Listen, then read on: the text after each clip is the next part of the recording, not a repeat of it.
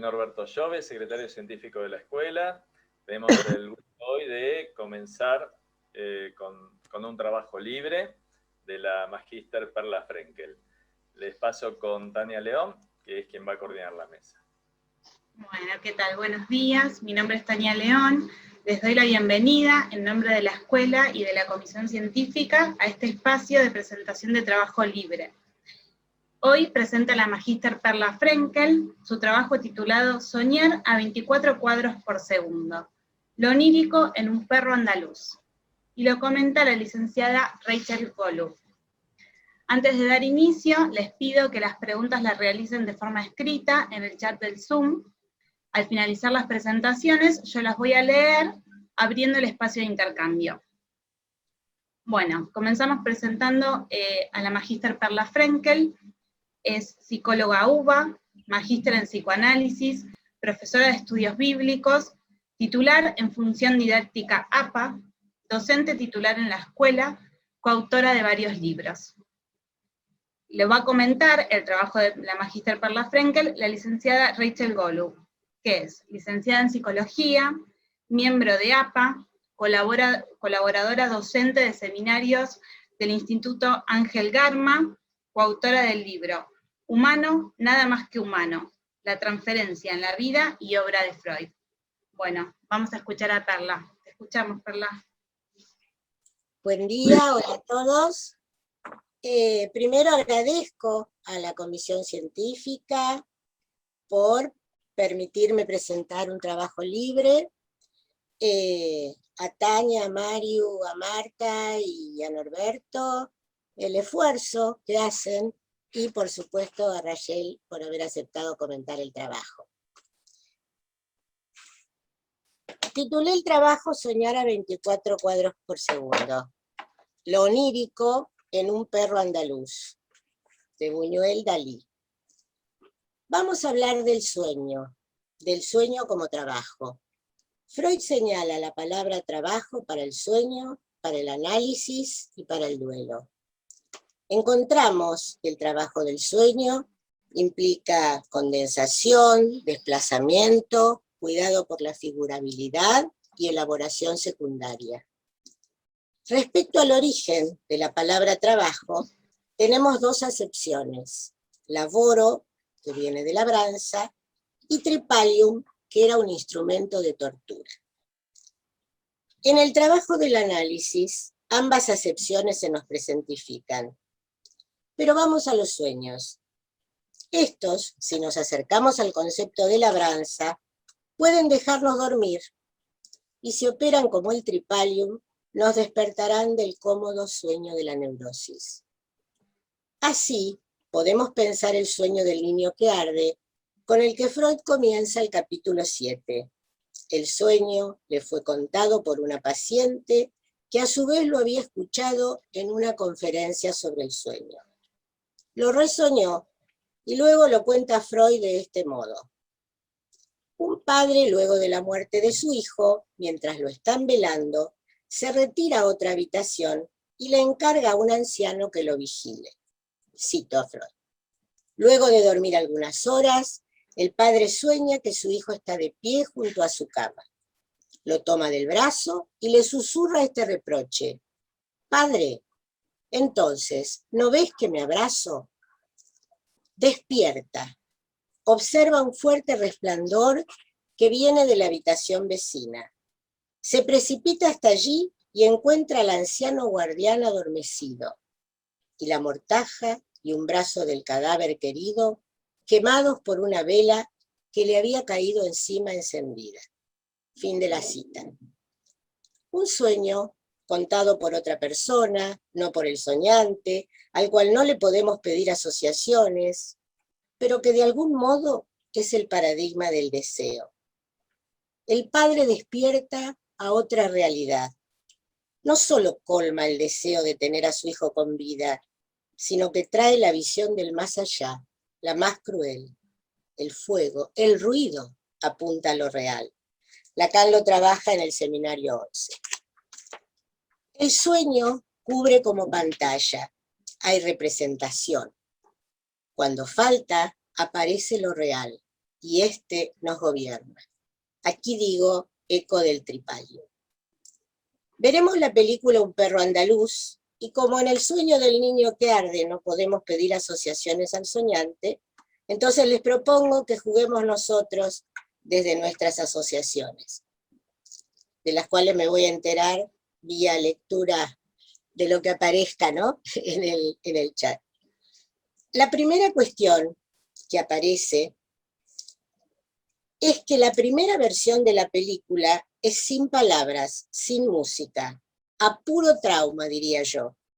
Luego, en 1960, Buñuel la musicaliza, con Tristana e Isolda, de Wagner, y un tango cuyo nombre no conocemos. Curiosamente, en el capítulo 7 de la interpretación de los sueños, encontramos la única referencia a Wagner en la obra de Freud. Cuando habla de los puntos débiles del disfraz del sueño, escribe: me sirven como Hagen la señal bordada en el vestido de Sigfrido. Y aclara en el llamado a pie de página, número 7, Nibelungos 15-16. En la película que veremos hay cortes en directo y no sabemos qué es sueño y qué es realidad.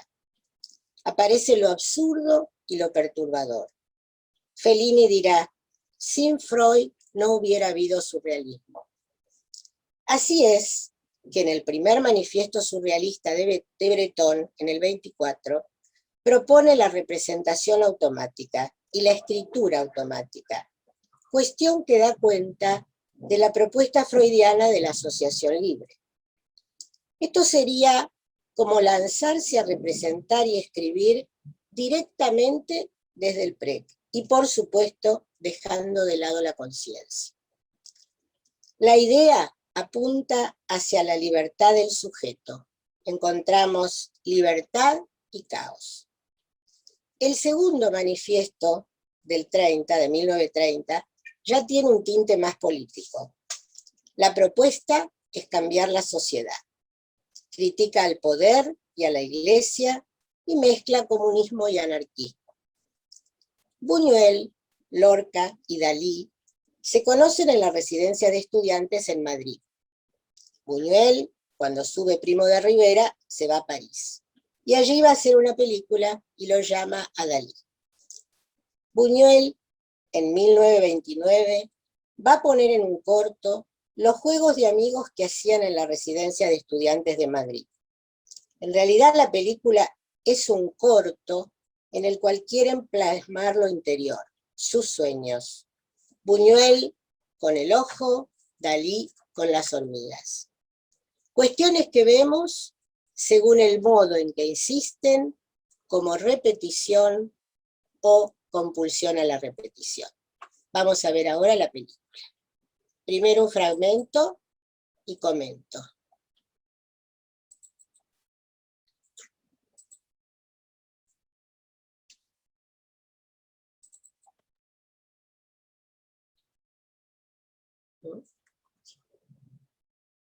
Un poquito de suspenso, pero ya sale.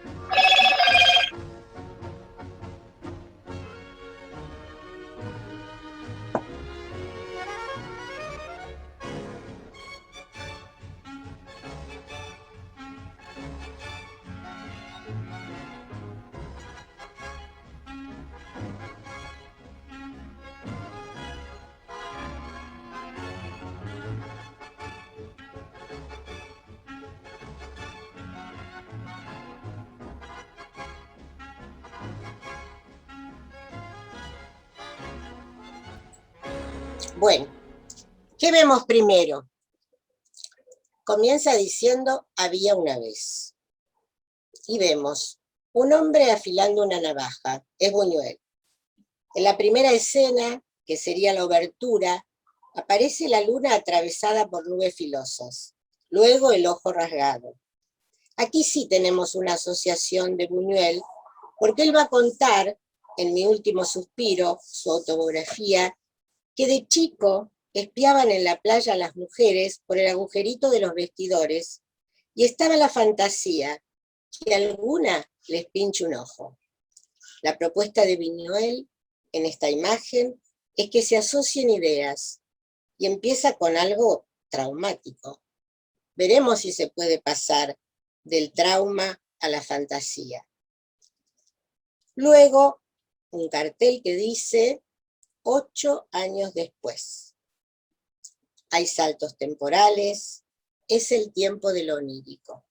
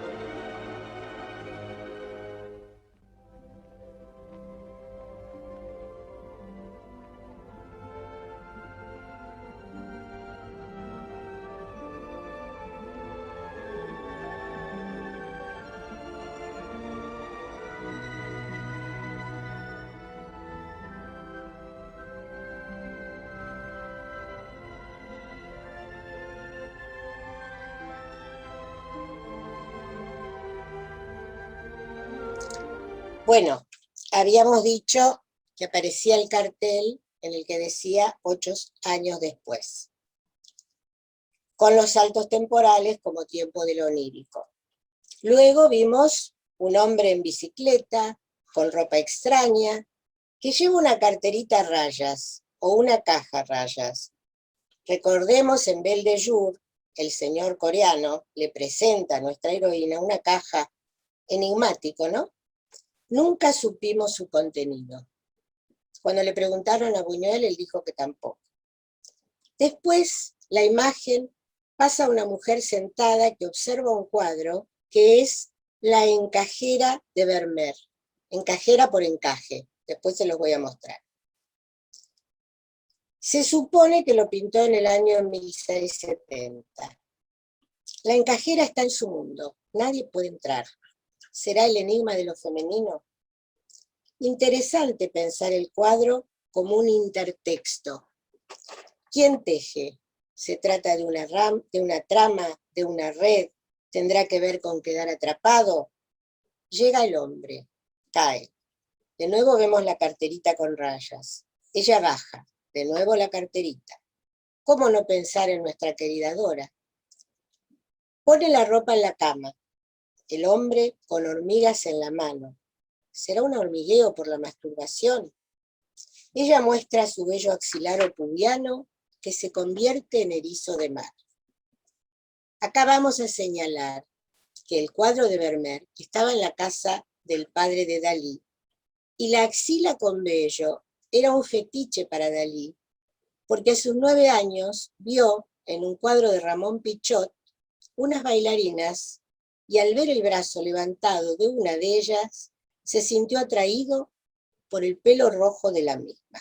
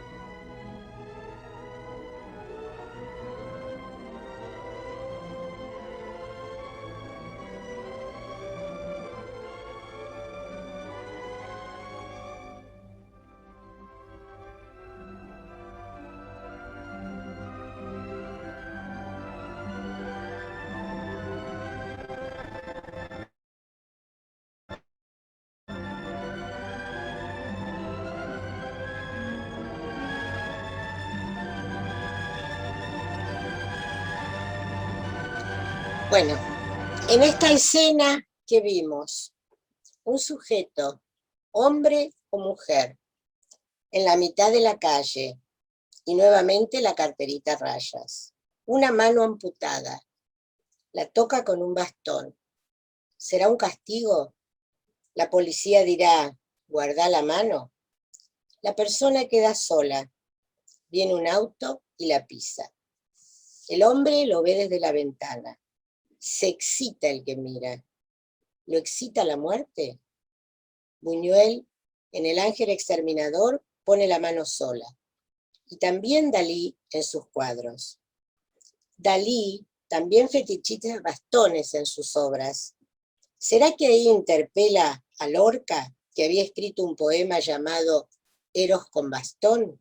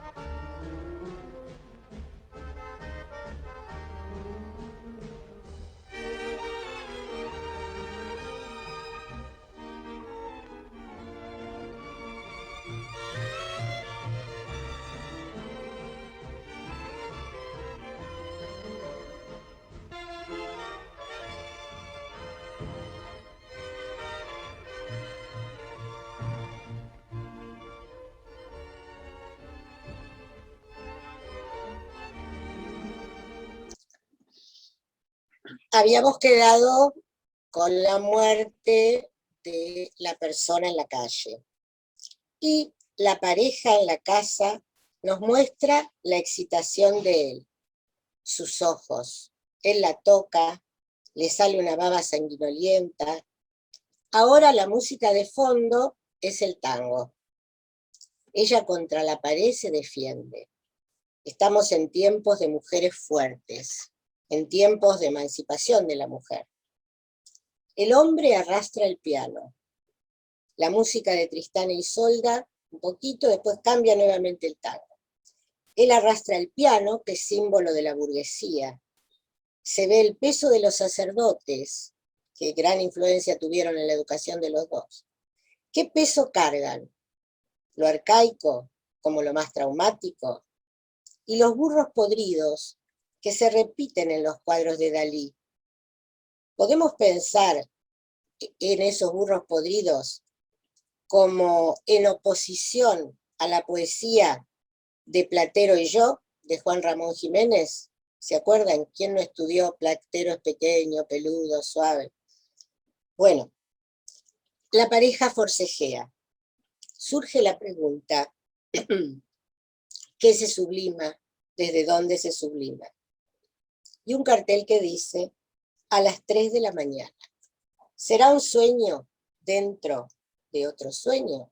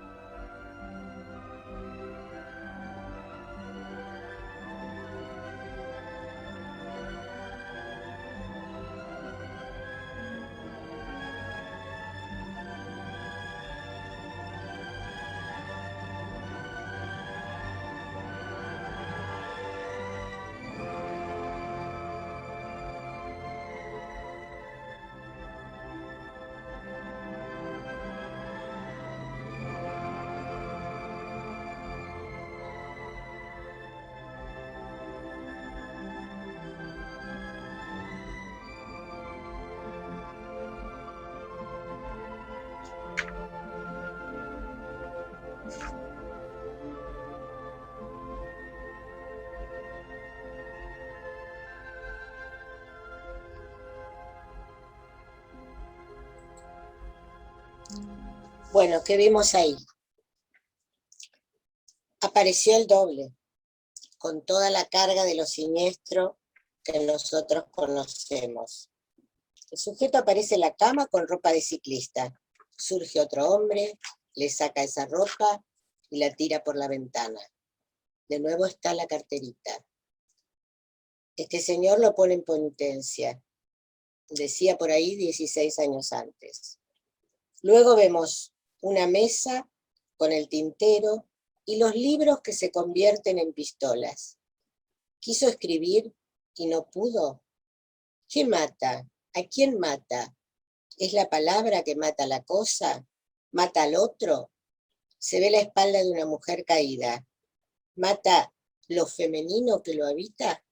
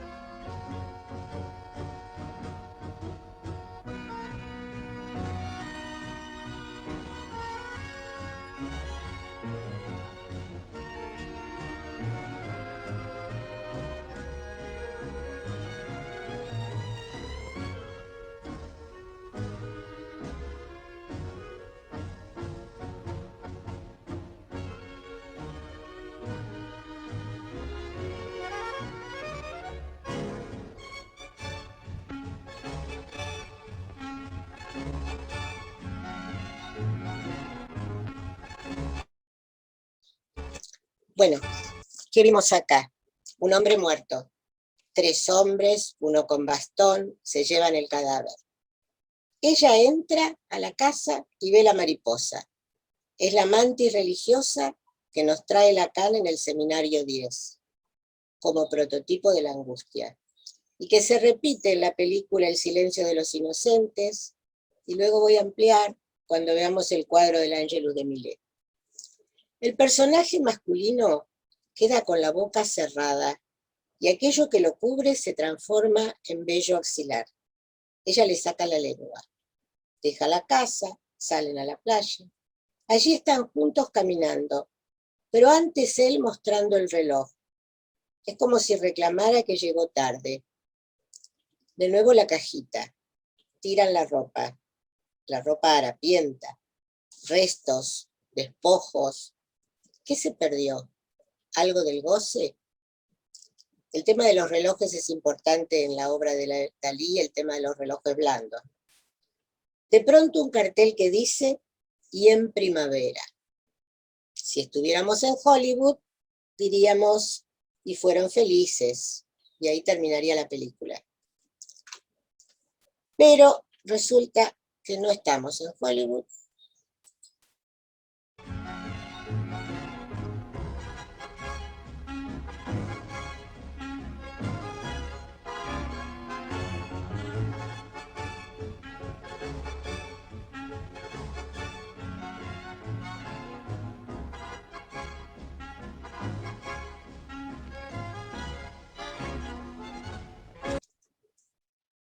Si lo pensáramos como en un sueño, es el camino regrediente del sueño. Nos acercamos al ombligo, a lo irrepresentable, a lo real, al más allá. Aparecen enterrados muertos. Me recordó aquella película Amanece que no es poco, de Luis Cuerda. En esta escena final se conjugan sexualidad y muerte, como sabemos, los temas del inconsciente. Y vamos a ver ahora el cuadro.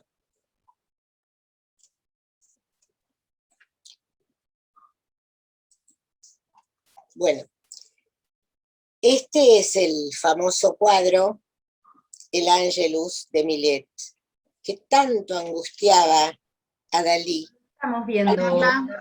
Carla, ¿No lo están viendo? no lo estamos viendo, Tenés no. que cerrar Bueno. esta pantalla y compartirla del cuadro. Perdón, no escuché. Tenés que cerrar esta pantalla y compartirla del cuadro. Bueno, Dale. disculpen la desprolijidad. No. Ahora voy. Se ha detenido. ¿Se ve ahora? Ahora sí. Bueno. Algún problemita tenía que surgir, era inevitable. Pero bueno. Acá vemos el Angelus de Millet. Este cuadro lo angustiaba mucho a Dalí, al punto que él pide que hagan una radiografía del mismo.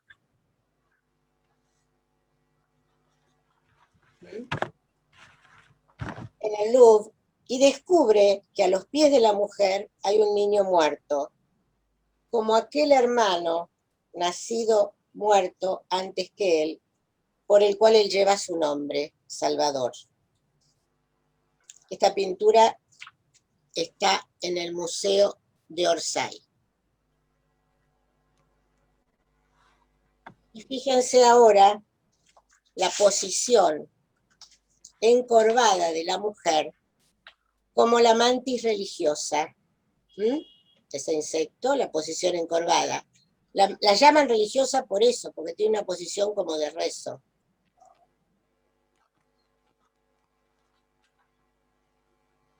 Dalí lo repite en sus cuadros, esta posición del Angelus, y Buñuel en películas como Tristana y Viridiana.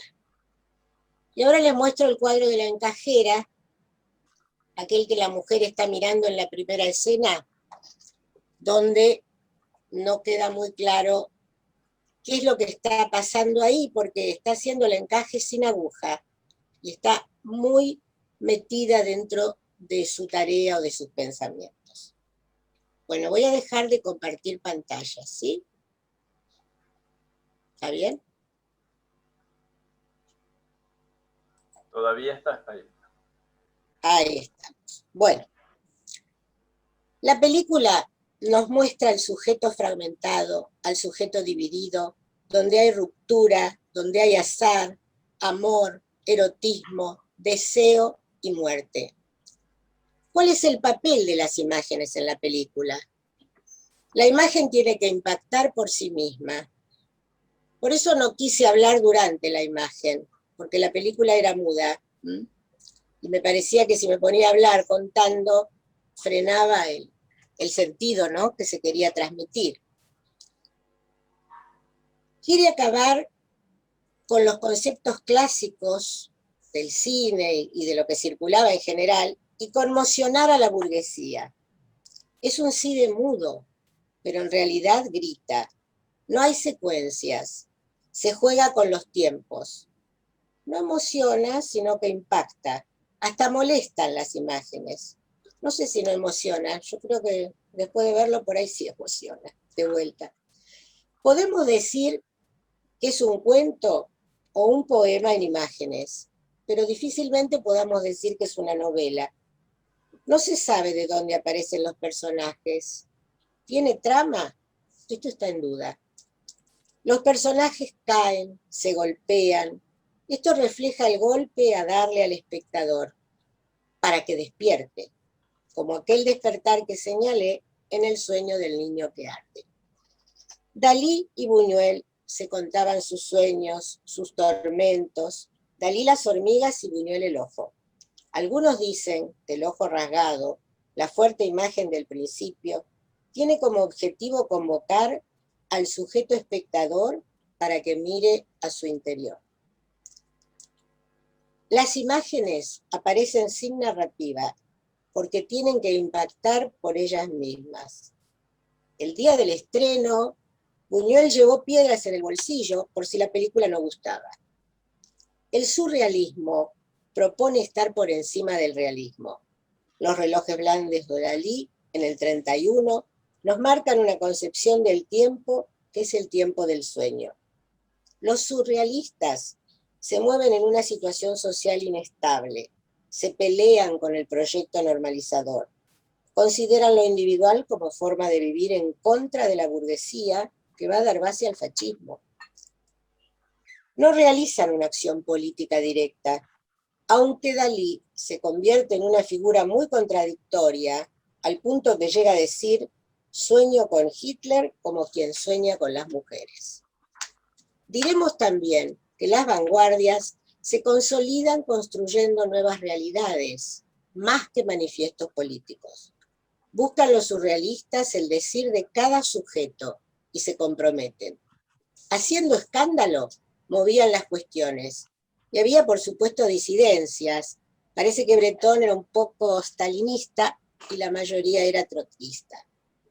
En una entrevista a Octavio Paz, él dice que se inició en el surrealismo impactado por el contraste entre la poesía pura de Juan Ramón Jiménez y la impura surrealista de Neruda.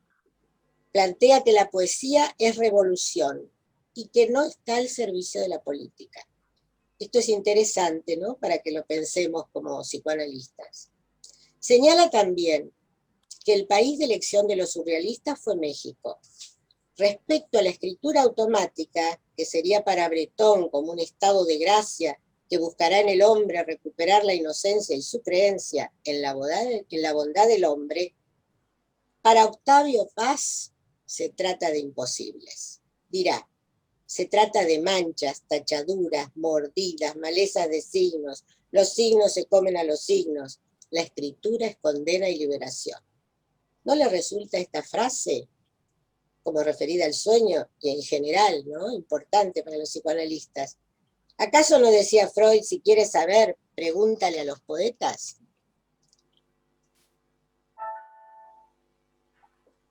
Aunque Freud, en El malestar en la cultura, plantea que el psicoanálisis no tiene mucho que decir acerca de la esencia y el origen de la belleza, sabemos, por su experiencia en coleccionar piezas artísticas, que tanto la escultura como la literatura lo impactaron, sobre todo por su contenido, más que por su aspecto formal. Sus análisis de obras de arte y literarias se basaron en su conceptualización del trabajo del sueño, pero sin suponer una equivalencia entre el sueño y la obra de arte. Así explica que el creador muestra sus deseos como satisfechos, transmutándolos en arte. Así atempera la apariencia del deseo. Diríamos que se dessujeta y elude la represión. Logra el artista penetrar en la riqueza de imágenes de lo infantil reprimido y crea una forma. También lo improcesable de Tánatos será bordeado. Vemos en la película que surge la pregunta: ¿la forma ya está ahí o es construida? Estas cuestiones dan lugar a un estilo por el cual identificamos a tal o cual creador. y que resuena con variaciones en cada una de sus obras, los relojes en Dalí, el Ángelus en Buñuel. Bueno, esto fue a 90 años de Un perro andaluz. Buñuel es reconocido como el cineasta del deseo, que proponía que el público dude del orden establecido. Bueno, muchas gracias. Gracias, Perla. Bueno, ahora pasamos a la licenciada Rachel Golub, y bueno, la escuchamos. Muchas gracias, Perla, por invitarme a compartir. Muchas gracias a la Escuela de Psicoterapia por recibirme. Y bueno, voy a comenzar el trabajo con dos citas, una de Freud y una de Salvador Dalí. Se las leo. Con el olvidé el título. Un perro andaluz, la lucidez del inconsciente en una hermosa pesadilla. Dijo Freud, con el psicoanálisis, los médicos empezaron a interesarse por el alma de las personas, pero los artistas ya lo hacían desde mucho antes. Dijo Dalí, quiero que mi museo sea como un bloque único, un laberinto, un gran objeto surrealista. La gente que venga a verlo saldrá con la sensación de haber tenido un sueño teatral. El arte se nos presenta como un territorio privilegiado para poner a trabajar, casi en estado práctico, conceptos teóricos centrales. Así, estos conceptos adquieren vida y se encarnan con particular relevancia en el interior mismo de un discurso artístico que nos procura un alto impacto estético.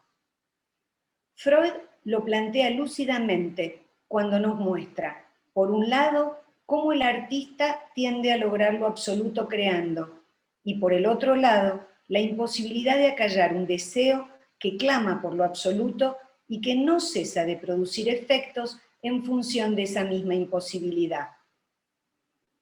El trabajo de Perla propone una intersección sumamente valiosa entre el campo artístico y la teoría psicoanalítica, generando un efecto de circulación de significantes con una formulación estilística y articulación con el saber.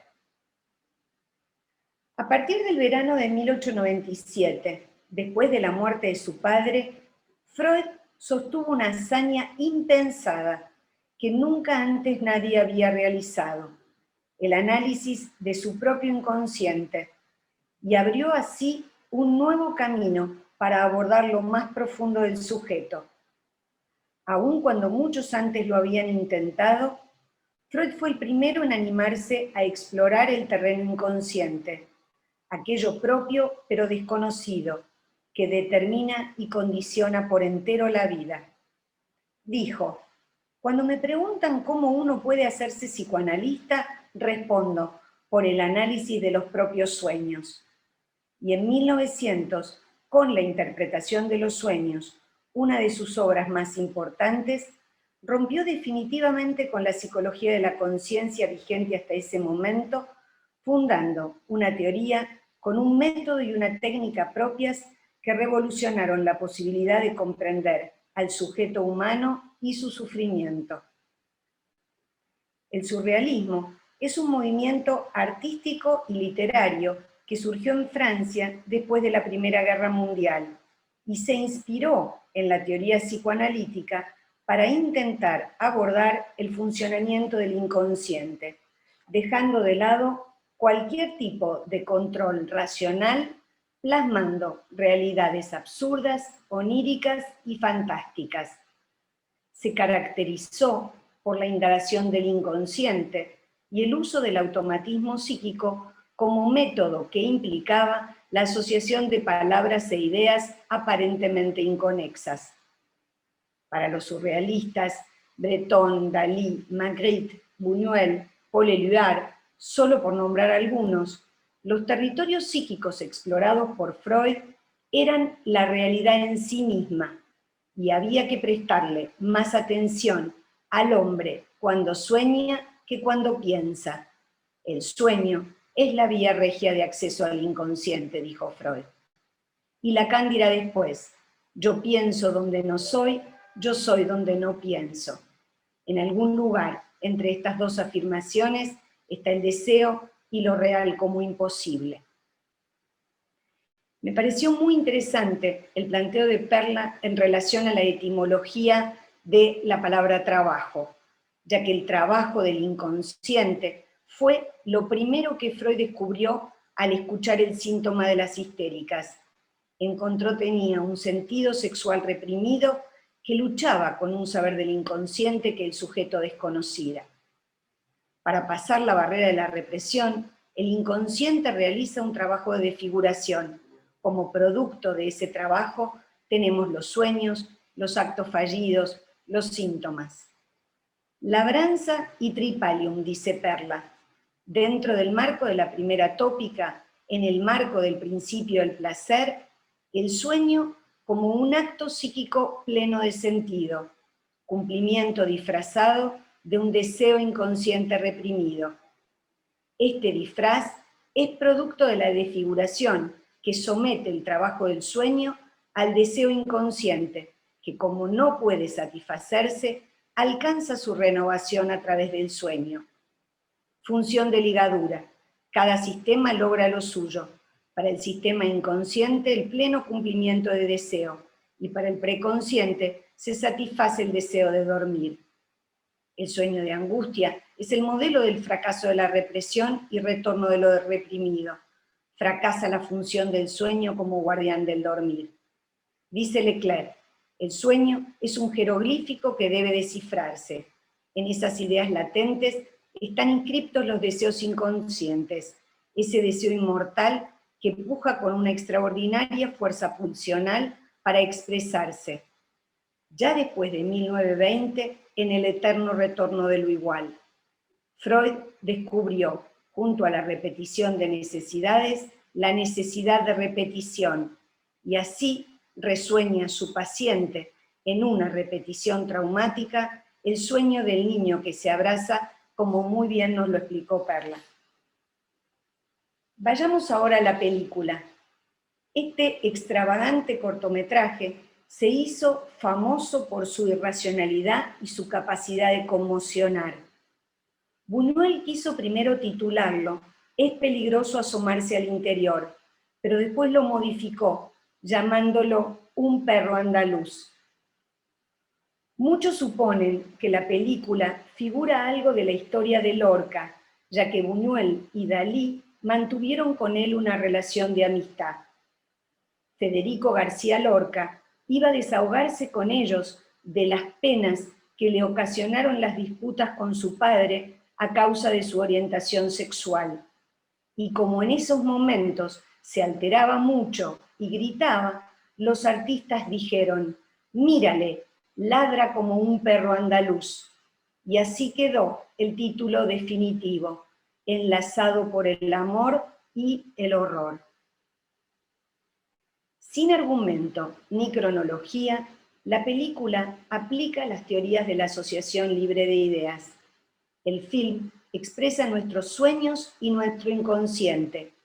Perla nos propone jugar con nuestras asociaciones, tratando, como dice Freud en el capítulo 7, los sueños como una urdimbre, para hacer de este texto un tejido, aun cuando los sueños, mejor interpretados, siempre dejarán un lugar en las sombras, el ombligo del sueño. Lo real que escapa al sentido y por lo tanto está asociado al trauma, en tanto pone al sujeto ante los límites que el inconsciente tiene para dar respuesta a determinados acontecimientos, que quedan por fuera de toda simbolización, como todo contenido en el que prima la pulsión de muerte. El soñar señala una perturbación del dormir, y aquellas exigencias internas perturbadoras son resueltas por medio de la proyección. Este sueño, proyección, película, toma, tal vez como un resto diurno, la curiosidad del niño Buñuel espiando en la playa a las mujeres por el agujerito de los vestidores. Espiar con las orejas el coito de los padres, dijo Freud, para introducirnos, dice Perla, en el sujeto fragmentado, el sujeto dividido. Dirá Dalí, yo nací doble, con un hermano de más que tuve que matar para ocupar mi propio lugar, para obtener mi propio derecho a la muerte.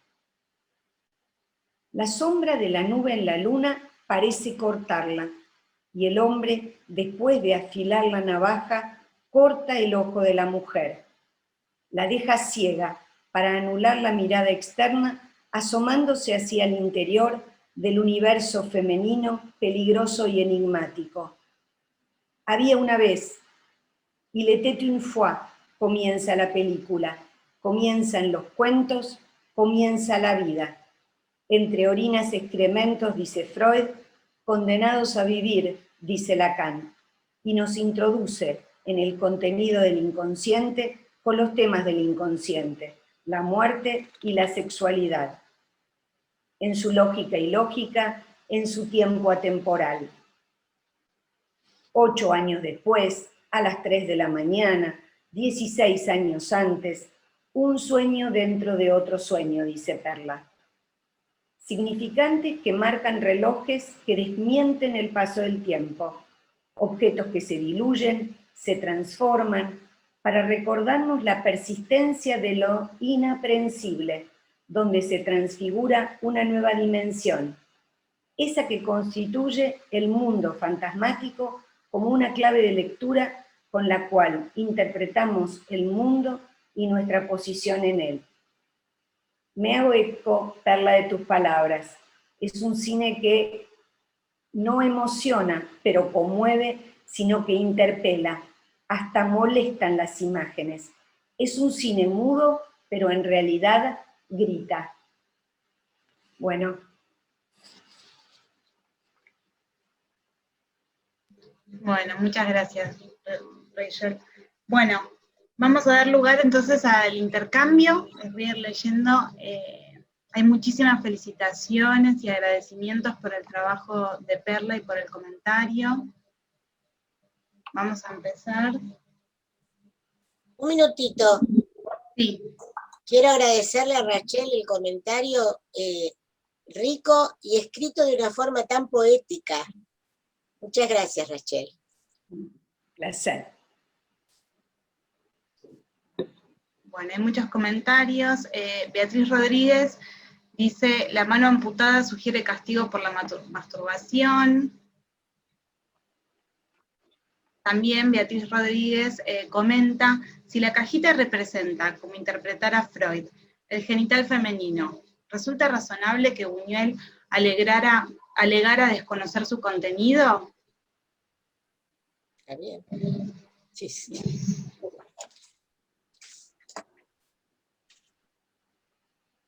Después un comentario también de Abel Zanotto, dice que Buñuel filma 2 películas en sus últimos tiempos, El discreto encanto de la burguesía y Ese oscuro objeto del deseo. Esta fue su última obra.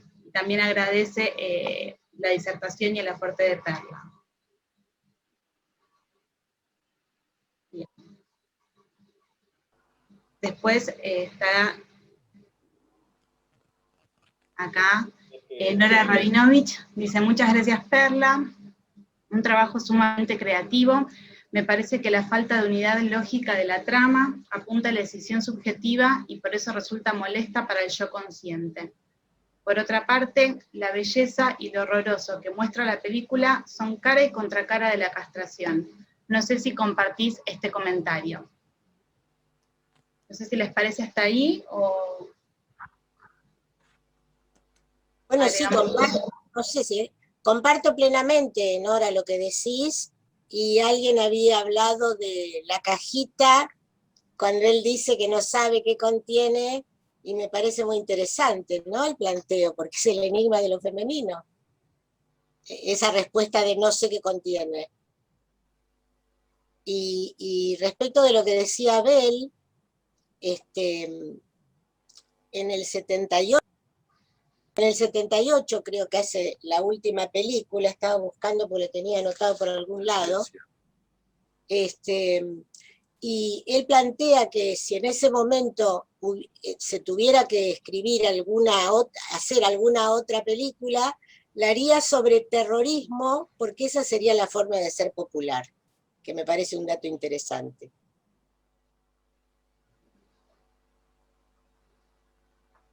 Bueno, tomo más preguntas o comentarios. Bueno, Marcelo Podestá dice, también hay que tener en cuenta que los surrealistas de esta época tenían un interés manifiesto por escapar de todo simbolismo. María Eugenia Farrés pregunta para ambas. ¿Piensan que la lectura de esta película en clave onírica es hacer psicoanálisis aplicado? ¿Qué es el psicoanálisis aplicado para ustedes? ¿Qué valor le otorgan? Ketty Hamuy dice, excelente exposición, Perla, con total claridad, que abre nuevas elaboraciones. Gracias por tejer este encaje. Bueno, ese es un comentario. María Eugenia Farrés también pregunta, ¿cómo pensar la relación entre la sublimación y esta obra onírica? Está también la pregunta de Mónica Fabeluques, también agradece y dice, excelente articulación, Perla, de arte y psicoanálisis, y pregunta, ¿cómo piensan el análisis de la obra de arte producida por un sujeto en análisis? ¿Qué lugar le dan? Hasta ahí, si les parece.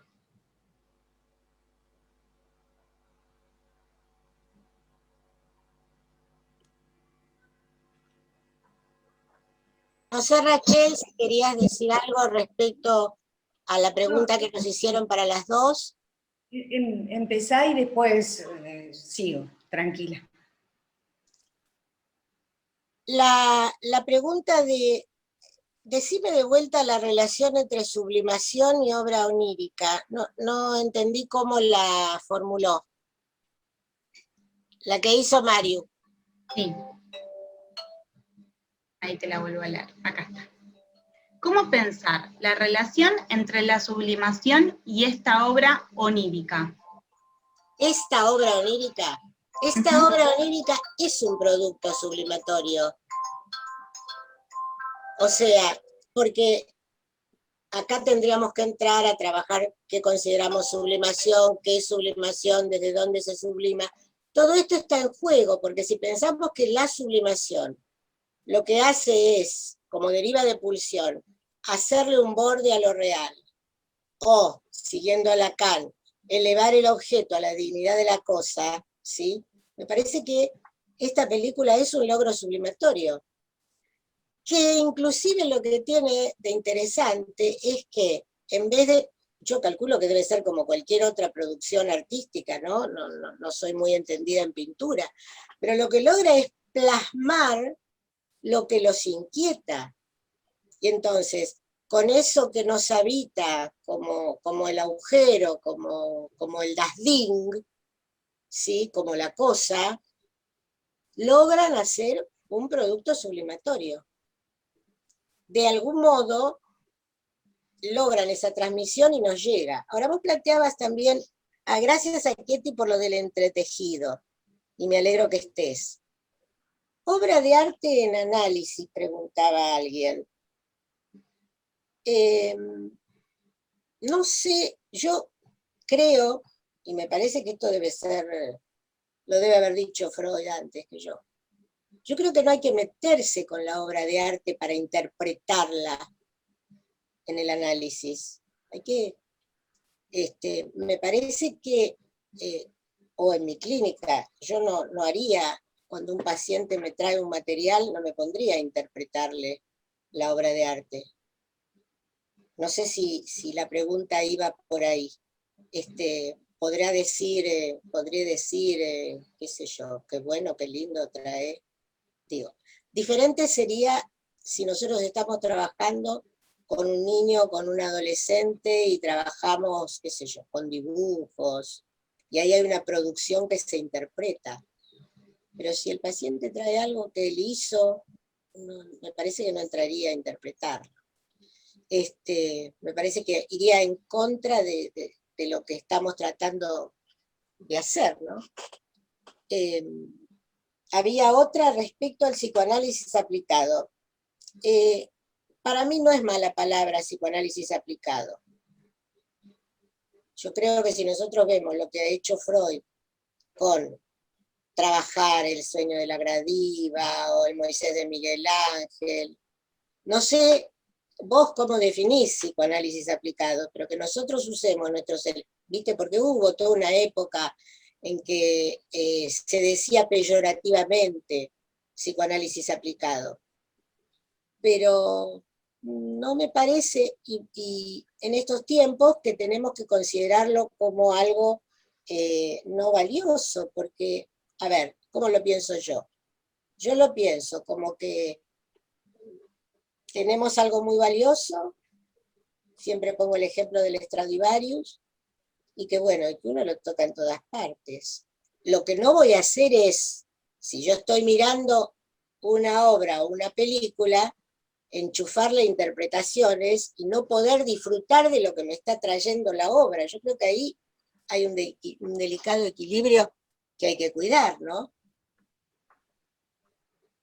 Que sería como escuchar a un paciente tratando de enchufarle las teorías que me habitan, y ahí se me pierde el paciente. No sé si eso responde, Mario. Pero Raquel... Sí, yo estoy de acuerdo con vos en relación a esto que decías del psicoanálisis, en esta posibilidad de trabajar nosotros desde este lugar con todo lo que el arte nos brinda, desde quizás tomarlo como un material clínico para trabajar nosotros los contenidos de lo que hace al inconsciente, y que me parece que la película los refleja desde un lugar muy profundo. Los artistas crean un mundo de fantasía, lo dotan de grandes montos de afecto, lo separan de la realidad efectiva, y esto nos permite mirarlos y compartir. Y me parece que, bueno, evidentemente lo disfrutamos y nos emocionamos.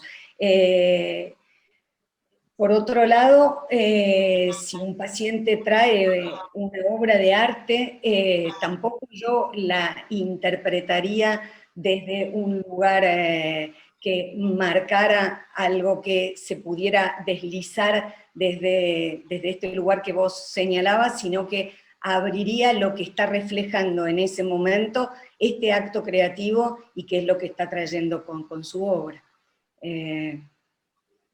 No tengo nada más para agregar en esto que se abría.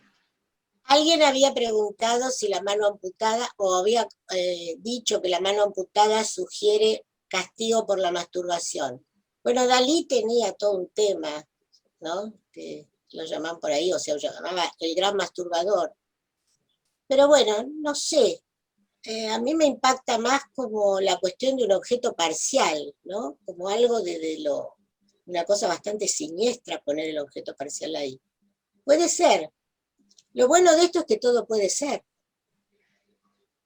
Y que cada uno lo ve como le parece, ¿no? Esto es lo rico, ¿no?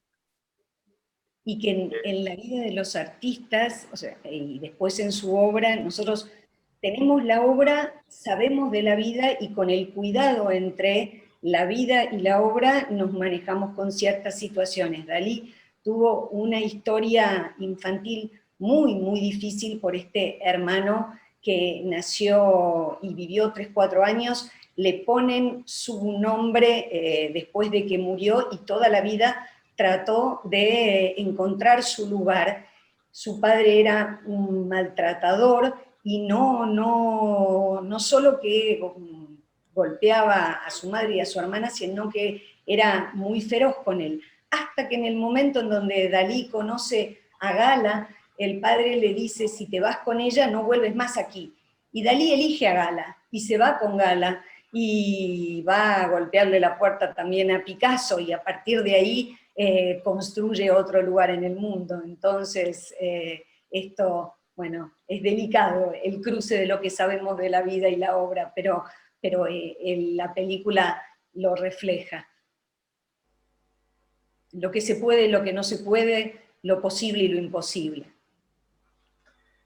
Tomando un poquito lo que trae Rachel sobre lo que se puede y lo que no se puede, hay una propuesta de Marcelo Podestá para los coordinadores de compartir un material. En realidad, Marcelo, te agradecemos muchísimo tu generosidad de compartir un material, pero por cuestiones de seguridad no podemos autorizar compartir materiales que no sean los que los protagonistas han decidido que sea el material a compartir, ¿sí? Pero te agradecemos y seguramente vamos a buscar cada uno tu propuesta de Salvador Dalí en Cadaqués en 1978. De todas maneras, en tu intervención, vos planteás una pregunta muy interesante, que es la cajita yo la vería en principio relacionada con lo inconsciente en el sentido de lo íntimo. Ver la dinámica de ciertos trabajos sobre lo público, lo privado y lo íntimo, y felicitaciones a Perla. Seguimos, Tania, con las preguntas. Con las preguntas. Muy bien. Andrea Camera dice, la escena de los sacerdotes atados y arrastrados hacia la ventana. ¿Puede sugerir tirar esa educación religiosa por la ventana y cuánto pesa? La escena transmite el esfuerzo que lleva a hacerlo y quizás cómo pudre en uno, ¿no? Y pone entre paréntesis animales podridos. Alejandra Casín dice, la sublimación, ¿podría pensarse como pasar del trauma a la fantasía? Tomamos un comentario más. Estela dice, a Jorge Rafael Videla también le pusieron el nombre de su hermano muerto. Bueno, empecemos por el final, ¿no? Miren lo que hizo. Fíjense como cada sujeto, ¿no? Esto tiene propio peso el sujeto cada cual, más allá de los padres. Esto es para cuando tantas veces se dice por los padres que tuvo, por los padres que tuvo. Los dos le hicieron lo mismo. Uno salió un dictador y asesino, y el otro, aunque por momentos tenía ideas medio fachas y qué sé yo, salió un artista, nos legó cosas valiosas. El otro nos desapareció gente valiosa y aportó. Me parece muy importante este señalamiento, ¿no? Para que hagamos la comparación y veamos cómo cada sujeto se posiciona y hace desde su posición algo con lo que recibe. Es cierto que Dalí, con Gala, que había sido mujer de Eluard y qué sé yo, leí hace poquito que esta mujer también lo maltrataba mucho, que tenía muchos amantes y él para verla le tenía que mandar una cartita previamente, le daba hora. Pero bueno, una cosa es que en lo individual el tipo se iba sufriendo por estas cuestiones, y otra cosa es un asesino como Videla que, en función de las cosas mortíferas que lo habitaban, siguió matando, ¿no? Entonces me parece que es muy importante hacer esta diferencia. Respecto a los burros atados, sí, estoy de acuerdo totalmente. En este momento había toda una lucha desde los surrealistas en contra del poder del clero, y estos muchachos lo padecieron, como estos muchachos digo, porque estaba pensando en Almodóvar también, ¿no? Digamos, como ahora, hay un contraste importante en Buñuel. Buñuel era de Aragón, entonces él tenía toda esta cosa fuerte, y aunque era muy abierto en las cuestiones de lo social, dicen que en lo personal tenía una vida bastante burguesa. Pero bueno, lo que nos aportó las últimas películas que antes nombraron, El discreto encanto de la burguesía, ¿no? Son obras de arte maravillosas realmente. ¿Qué más había? La sublimación podría pensarse como pasar del trauma a la fantasía. Es que la sublimación es mucho más que eso. Se trabaja lo traumática, pero no se queda en la fantasía. Hace un borde, o hace como el artesano, como lo trabaja Lacan en el Seminario 7, ¿no? Hace como una vasija, hay algo, hay una producción. No se queda en el campo de la fantasía. Sí trabaja con el trauma, pero va más allá de la fantasía. No sé, algo más, Tania, no sé, Rachel, si querés agregar algo.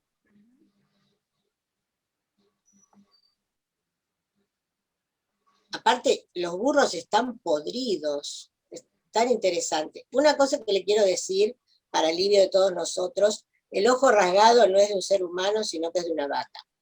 Y dicen que Chaplin, cuando quería asustar a los hijos, les pasaba esa escena.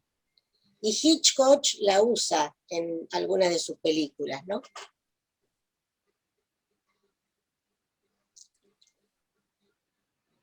Bueno, después... Sí, dale.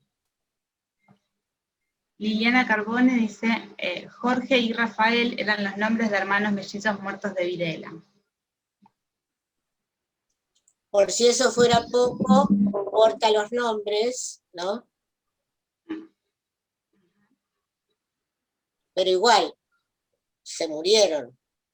No había por qué salir un asesino, ¿no? Hay algo fuerte en él. Después Analía Urretavizcaya dice, era otro momento histórico-cultural. Las representaciones de los nombres y su sentido estaban más vinculadas a la estirpe y no tanto al sujeto vivo o muerto.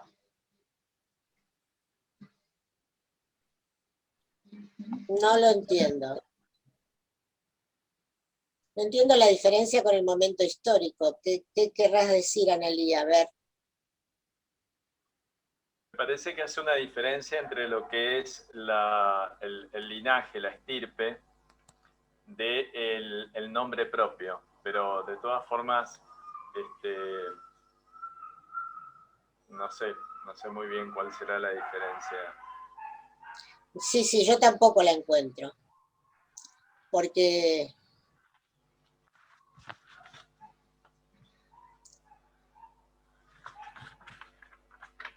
no la encuentro por el tema del momento histórico, no encuentro que haya una diferencia por el momento histórico-cultural, ¿no?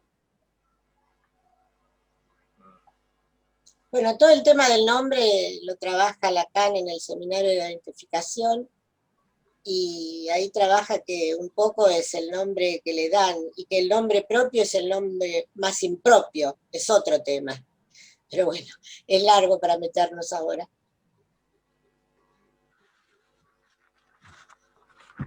Bueno, hay otra pregunta ahí de Estela, la leo así todos la tienen presente. ¿Cómo es eso de Chaplin mostrando una escena siniestra a sus hijos como castigo, Carla? Como es, no sé, leí que es, cómo lo hacía, no sé, tendría que pensar, cómo lo hacía, no sé. Parece que, supongo, estoy conjeturando, lo leí como un dato, o lo escuché o lo vi, donde decía que esta escena es tan impactante, como el tema de las nubes, no me detuve mucho, las nubes esas filosas cortadas, si ustedes se fijan, las nubes están cortadas como el ojo cortado. En un cuadro que Dalí hace de Buñuel, Buñuel le pide que ponga estas nubes, o sea, vaya a saber con qué cosas las asociaba. Lo que escuché, lo que leí, lo que vi es que Hitchcock, esa escena tan, no sé, tan a puro goce, diría, la usó en varias de sus películas. Y que Chaplin, no sé en qué momento y por qué, qué sé yo, sería un aspecto sádico de Chaplin, cuando quería asustar a los hijos, se las mostraba. Ahora, otra cuestión también que se dice es que Dalí y Lorca estaban un poquito enamoraditos, y entonces Buñuel se enoja y se va, bueno, se va porque sube Primo de Rivera, pero lo convoca a Dalí para la película, y también se dice que Lorca se ofendió por el nombre que le pusieron a la película.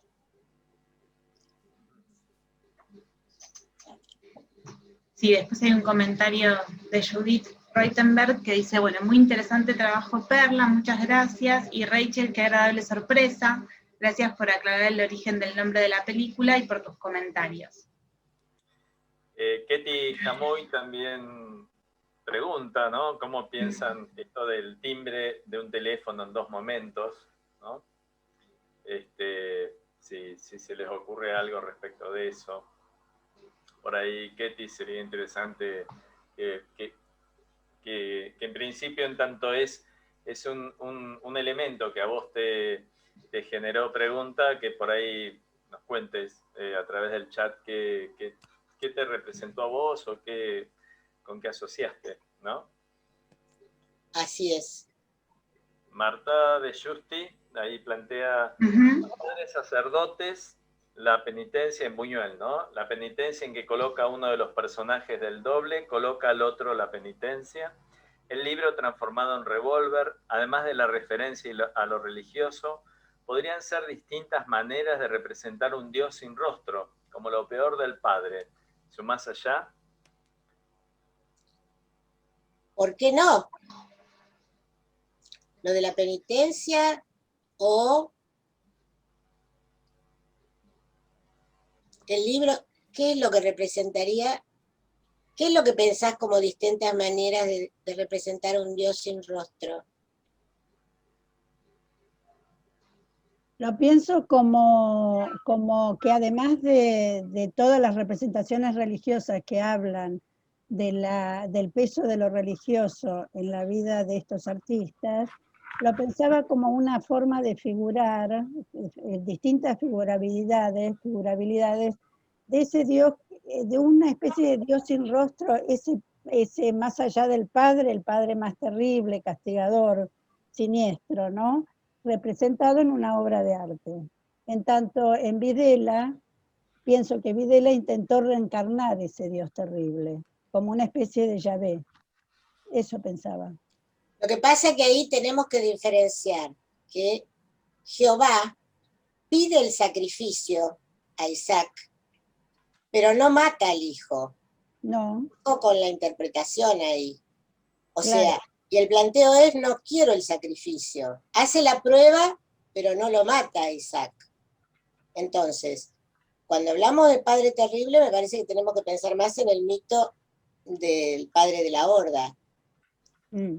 Y donde, si en algo se erige Videla como dictador, es en el Padre de la Horda. Sí, de paso... Con rostro. Con rostro. Con rostro, con ese rostro terrible, ¿no? Por eso trata de reencarnarlo, eso es lo que pensaba. Claro, sí, él se Dios pone... con rostro. Con claro. rostro, sí. Diferente. No, yo pensaba en los dos dioses, en las dos figuras de Dios que plantea la Biblia. Por eso te lo decía. Yo pensaba, pero no soy una erudita en esto, pensaba en ese Dios terrible y al mismo tiempo un Dios que impide, que hace un símbolo con el sacrificio y no sacrifica al hijo. Sí, el Dios es terrible porque impone castigos, pero no le pide el sacrificio de los hijos. Inclusive en el discurso profético aparece Oseas que dice, yo pido de ustedes palabras, no sacrificios. Por eso. Me parece que de la carga religiosa de la que estos muchachos padecen, es la educación donde hay culpa y castigo, castigo y culpa y castigo, más como una figura superyoica. Bueno, la imagen del peso que tiene que transportar respecto del acceso a la mujer, ese peso de los dos sacerdotes. Ahí Ketty nos dice, respecto de su idea de los dos timbres, llamar la atención por un lado, pero llamado que no se atiende y deja un suspenso incógnita. Muy interesante esa idea, ¿no? Muy interesante. Ni me di cuenta que había un teléfono que sonó 2 veces. Qué bárbaro, esto es lo bueno, ¿no? De la producción, que cada uno ve otra cosa, o detalles. Muy interesante. Mario Farrés plantea, ¿podrías ampliar eso que llamás imágenes sin narrativa? Me llama la atención porque creo que en la sucesión de las imágenes y en su urdidumbre interna siempre hay alguna narrativa en juego. ¿Cómo lo piensan? Lo que pasa es que yo personalmente lo pensé más como impacto del sueño. Y que podemos ver en la producción que hay una cierta hilación, pero si la agarrás separada, también dice. Por ejemplo, ¿cómo pasás del momento en que tiene la boca tapada a el otro momento donde ella se arregla, se pone linda, salen al camino, tiran cosas, pero de pronto andan contentitos o sea, es muy, muy onírico eso. La cosa que decimos, che, ¿viste? Cuando los pacientes te dicen, uy, soñé una cosa, pero tan ridícula, no la entiendo. Bueno, no nos metemos en el cuentito, eso es lo que quiero decir. No nos metemos en la narrativa, con lo que hoy hablábamos del barbijo. No nos metemos en la historia del barbijo. A ver si usa barbijo, la época, qué sé yo. Cortamos. A ver, hijo. Bueno, por eso, en ese sentido. Depende del modo en que cada uno acceda, ¿no? A estas cosas. Bueno, después, Perla, hay otra pregunta de Inés Ugarte. La escena de los burros muertos, siniestra, parece en contraposición al burrito platero de Juan Ramón Jiménez, el mismo que era un abusador. Ese burrito es la cara que oculta el monstruo, según cuenta Mariana Walsh. Mirá vos, qué interesante, ¿eh? Hay también acá una intervención para Rachel. ¿Cómo pensás ese decir de Dalí respecto de su derecho a la muerte? Ya que en alguna medida, paradójicamente, su obra lo ha hecho inmortal. Tomamos una más.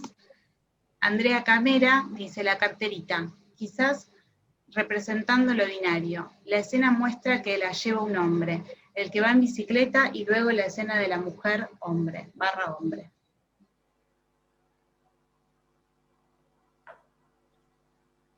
La película,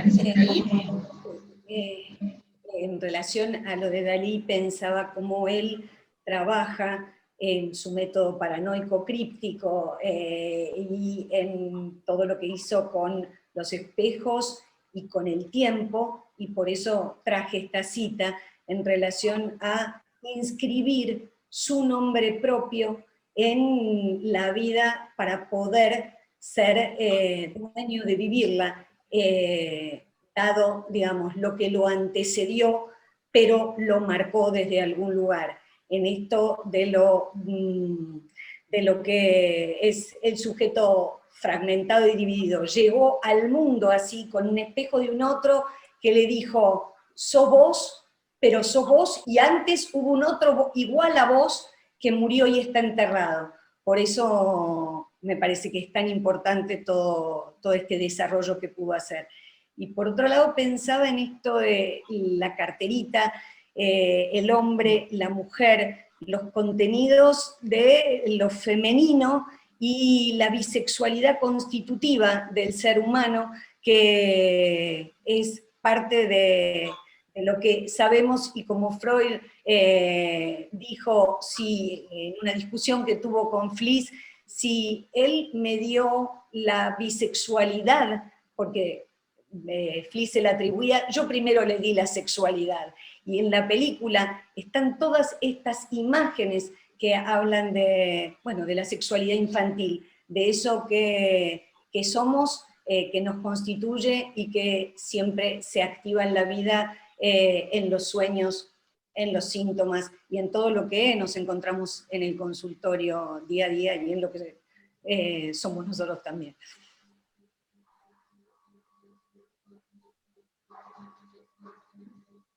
Es muy interesante que, si ustedes se fijan, si recuerdan, en las primeras imágenes, cuando él aparece en bicicleta, viene vestido con ropa extraña. Parece que tuviera una pollerita, ¿no? O sea, y la figura esa que muere, la figura que muere, al principio uno no sabe si es un hombre o una mujer. Ahora, por ahí hablan de lo binario.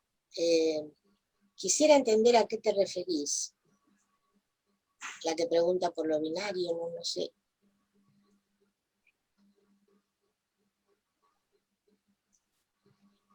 El de Andrea Camera, ese comentario. Representando lo binario. Será otro miramiento por la figurabilidad, Perla, también, lo binario. Exactamente, Me exactamente. parece Sí. que también se le puede, digo, responde a una palabra, a un significante de época, y que me parece que quizás dé para abrir toda una mesa, hasta podríamos decir. Exactamente, exactamente. Sí, porque no venía como pregunta, venía como un comentario. Como un comentario. Es muy rico, ¿no? Pero justamente para abrir, ¿no? Porque fíjense que los años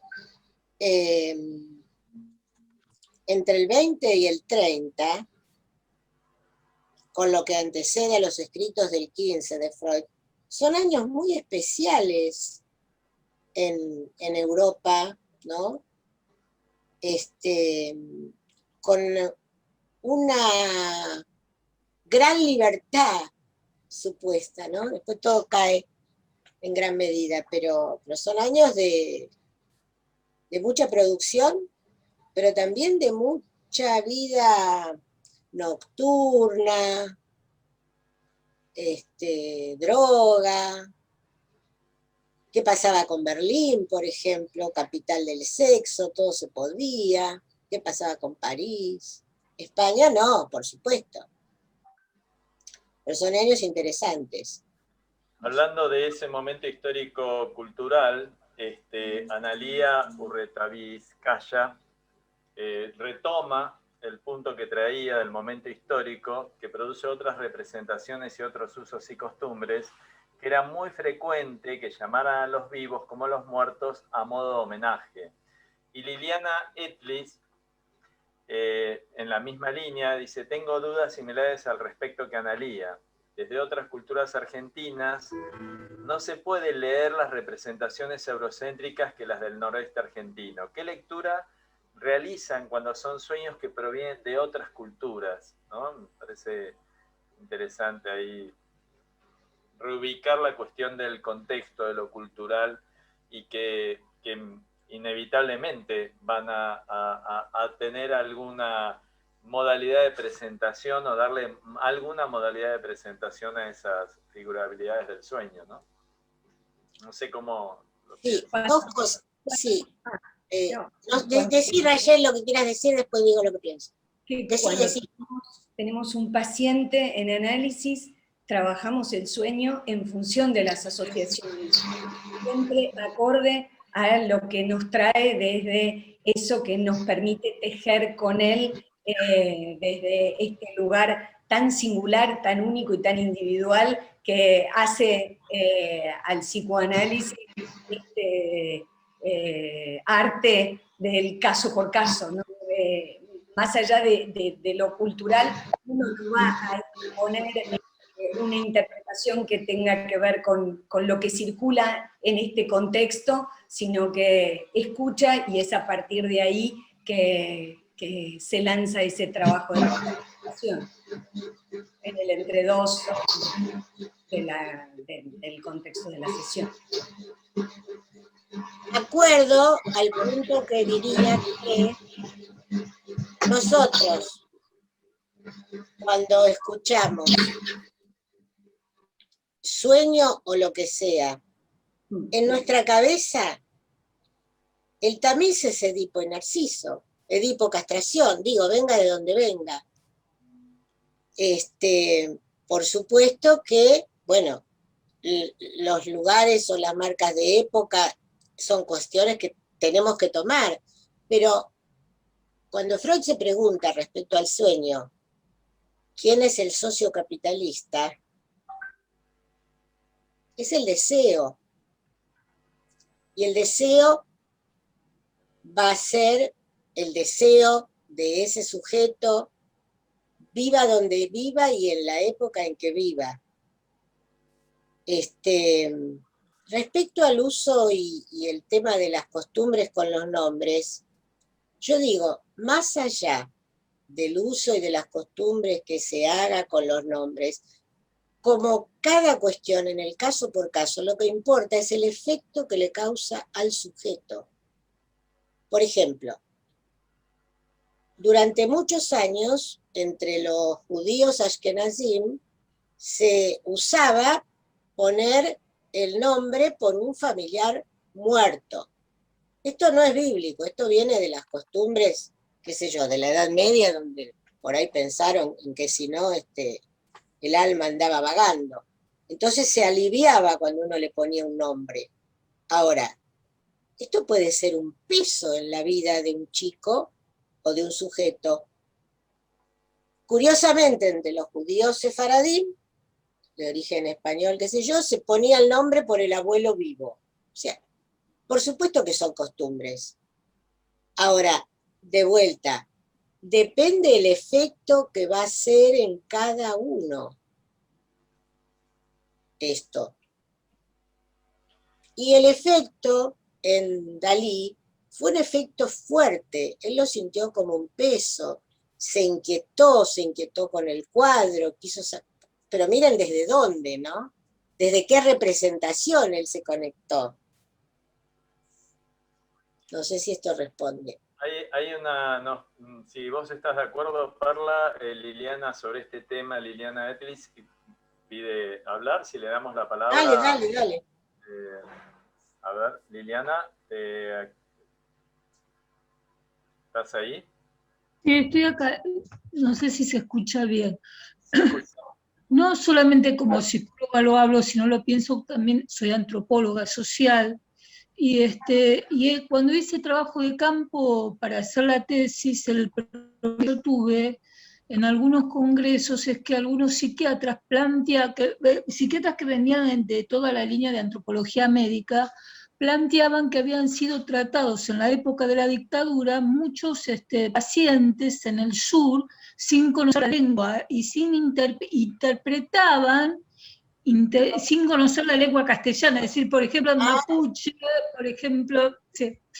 Y interpretaban de acuerdo a la lengua del blanco eurocéntrico. Por eso, ¿qué quiere decir binario? Binario significa, hay una definición de binario, no es blanco o negro solamente, es cuando 5 países, Estados Unidos, Alemania, Francia, Inglaterra e Italia, dirigen el conocimiento y cómo ser en el mundo. Entonces, esta es una definición que viene de toda la línea de decolonialidad, ¿no? Acá en Argentina, un tipo como Rodolfo Kusch, que trabajó el tema de salud mental, un filósofo argentino, trabajó el tema del arte y la salud mental en relación, digamos, a la cultura. Y a mí lo que me interesaba saber, en realidad, porque a mí me confunde mucho al tener las dos vertientes, es estas lecturas de cuando vienen de otras culturas. Por ejemplo, yo me acuerdo de un inca que decía: yo soy médico inca, pero yo garganta no le llamo a esto que ustedes le llaman garganta, sino nosotros le llamamos garganta a las manos.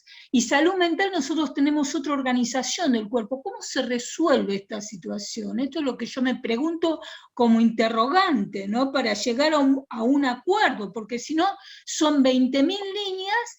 Acá hay una migración interna que viene del norte muy grande. Yo vivo en San Cristóbal y, por ejemplo, tenemos muchos pacientes que vienen del norte argentino o que vienen de Paraguay y que vienen con otras representaciones distintas en relación a la familia, porque los padres tienen otra representación también de lo que significa ser padre. Una peruana me decía: no, nosotros le decimos, los chicos le dicen a la madre, mamá, le dicen a la abuela, porque la madre tiene que emigrar a Finlandia a laburar. Entonces, ¿qué pasa? ¿Quiénes son los realmente abuelos? Las piedras, porque las piedras tienen alma. Todo este contexto de multicultural, me parece que son elementos a tener en cuenta. Por eso la confusión, ¿no?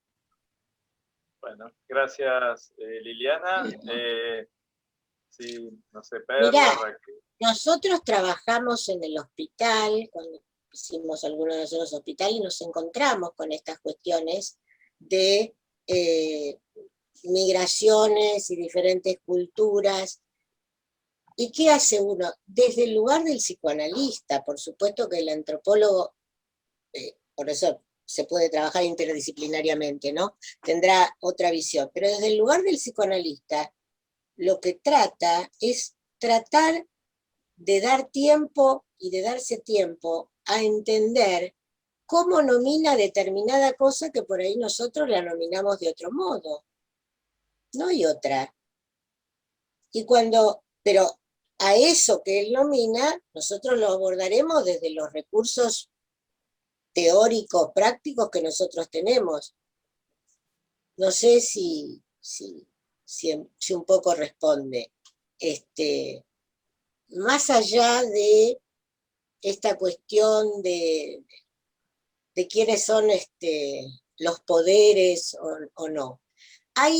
Había alguna vez en la facultad, allá lejos y hace tiempo, estudiamos o vimos que en determinados lugares, por ejemplo, si iba un médico con nuestra cultura y quería entender algo, no lograba ni entender ni ser aceptado. Entonces recurría al chamán de la tribu.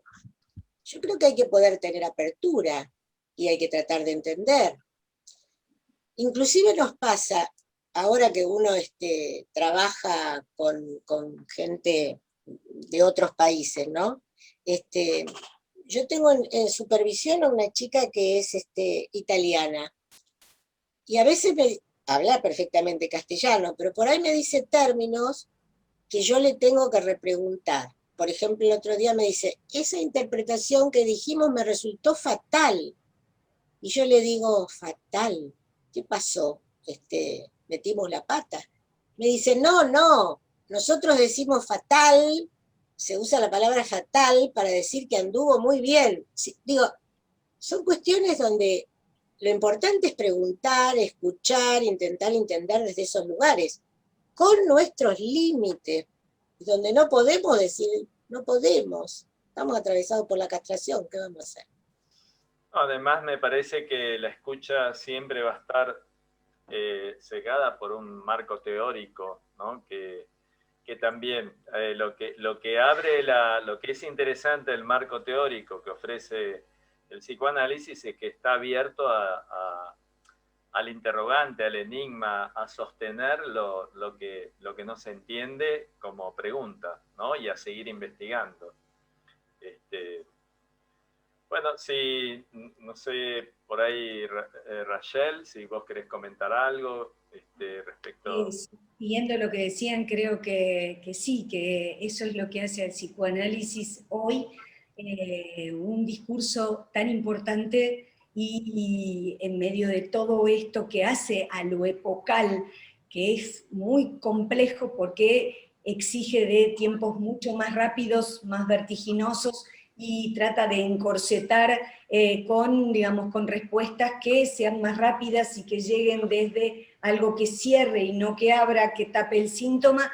Nosotros tenemos esto que es nuestra gran posibilidad y que hace que podamos darle el tiempo al inconsciente para expresarse y sigamos abriendo y nosotros vamos acompañando ese proceso. No, nada más. Un gusto. Sí, Stella Minucci plantea que algo le está pasando similar con respecto a las pacientes mexicanas que va atendiendo, ¿no? Me parece interesante este aporte. ¿Seguimos con las preguntas? Dale. Bueno, María Eugenia Ferrés pregunta, ¿será que la elaboración secundaria hace este trabajo narrativo para el soñante? Nosotros, intérpretes, ¿seríamos la elaboración secundaria para Buñuel? Liliana hace un comentario sobre, bueno, lo que después habló, insisto, porque confunde mucho en épocas de tantas migraciones en el país. Bueno, es un poco lo que ya habíamos. Hay un comentario de Andrea Cámara respecto a lo binario, dice, con binario pensaba que quizás quiso transmitir con la escena de la carterita portada por un hombre y la mujer hombre indefinida que está en ese momento en la calle, como representando las identidades de géneros que se reconocen con aspectos tanto masculinos como femeninos, es decir, no se encuentran a sí mismos con un término absoluto. Para ir ubicando esta pregunta sobre lo binario. Si les parece, Perla, Rachel, por ahí van haciendo alguna respuesta, comentario a lo que vamos ubicando y vamos dando con sus comentarios finales un cierre a la mesa. Me parece que más que preguntas son comentarios, ¿no? Sí, comentarios, sí. Los tomaría como comentarios enriquecedores, que van aportando y que van abriendo muchas cuestiones, ¿no? Y lo cual me alegra, porque, bueno, el objetivo es eso, que se abran preguntas, que se abran inquietudes más que preguntas, ¿no?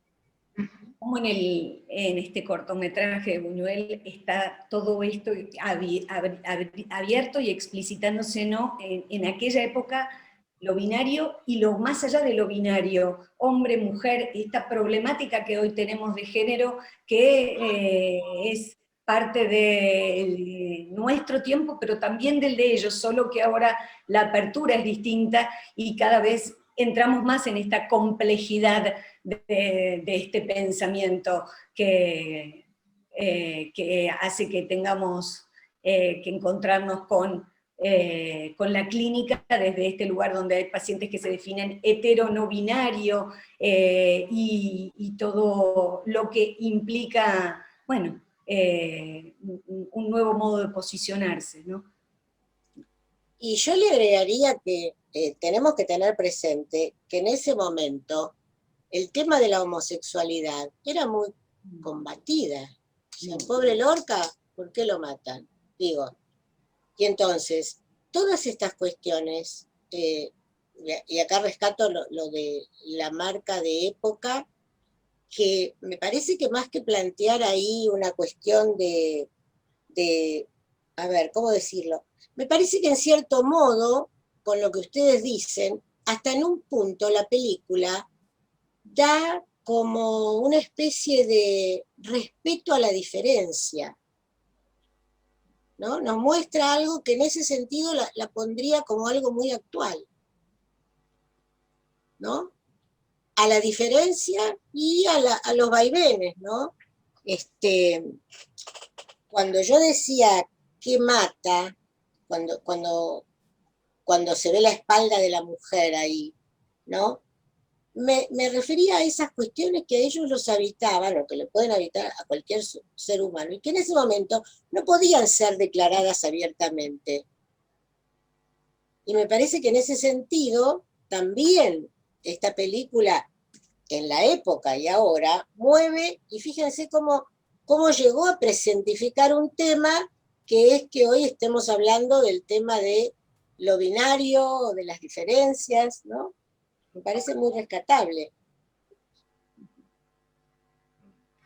Sí, a mí me parece que también es sumamente interesante la propuesta que hace Perla en este trabajo libre, ya que poder hacer este ejercicio con esta película, La manera de un sueño, es un verdadero ejercicio clínico, ¿no? Ya que en realidad, desde Freud, el sueño es el paradigma de cómo pensar cualquier relato en la clínica, ¿no?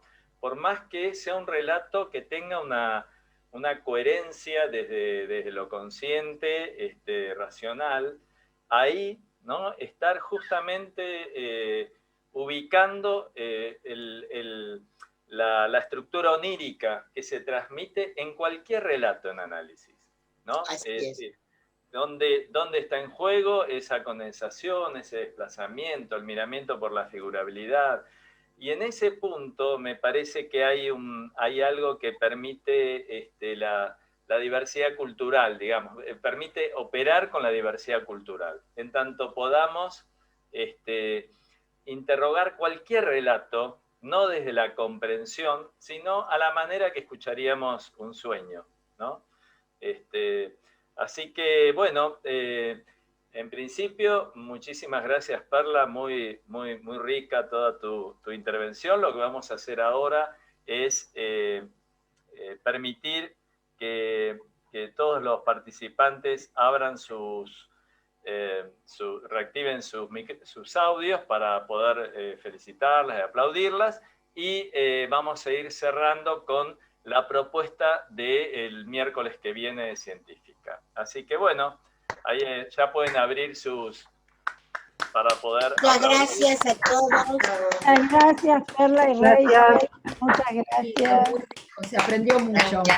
Gracias a las dos. Gracias a todos. Gracias. Recién me pude desmutar.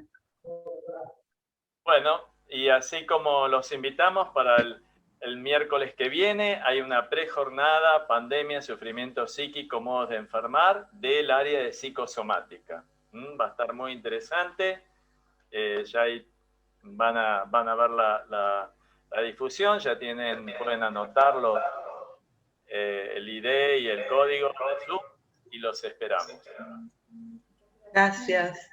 Gracias por todo. Gracias a Científica, gracias a Rachel y gracias a todos los que estuvieron.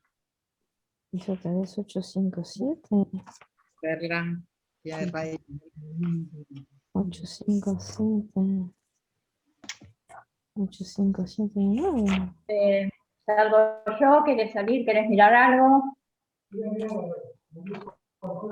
Dale, toma. 857, ese es otro. 857. Ah, ya encontré salir. Chao, gracias. Chao, Perla, muchísimas gracias. Muchas gracias, Nori. Chao, gracias, Mario. Chao. 8574145764. Hasta luego.